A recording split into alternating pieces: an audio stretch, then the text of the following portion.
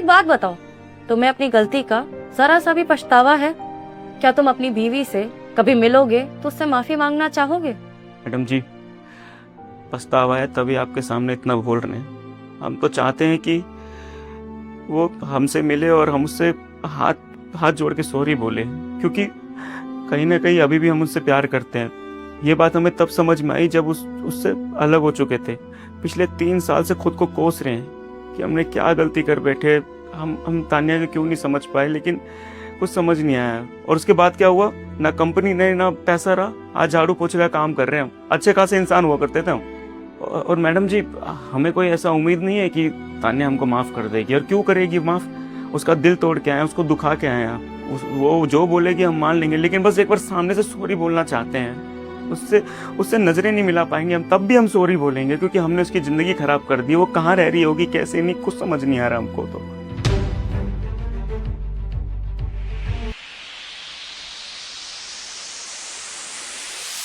तुम्हारे साथ इतना सब कुछ हो गया, तुमने मुझे बताया भी नहीं।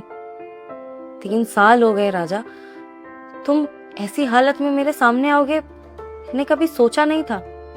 मेरी कंपनी में साफ सफाई का काम कर रहे हो, क्यों? तान्या, तुम यहाँ पर, मतलब ये जिस कंपनी में हम काम करते वो कंपनी तुम्हारी है? हाँ, मेरी कंपनी है।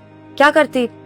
तुम्हारे जाने के बाद मैंने सोचा कि क्यों ना अब अपने ही सपने पूरे कर लूं, क्योंकि बीवी का फर्ज निभाते निभाते तो थक चुकी थी मैं।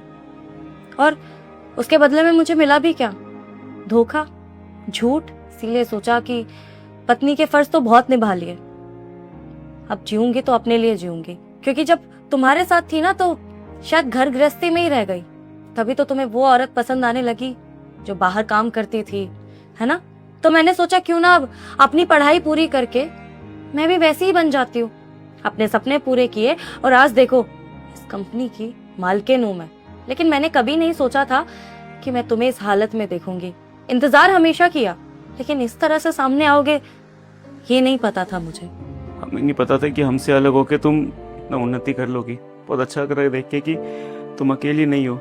आज तुम्हारा नाम है इतनी बड़ी कंपनी में है। आज तक तो मिले ही नहीं था, हमें पता नहीं था कि हम जहाँ पे काम कर रहे हैं वहाँ की मालकिन कौन है। अब पता चल रहा है कि हमारी पहली बीवी है यहाँ पर।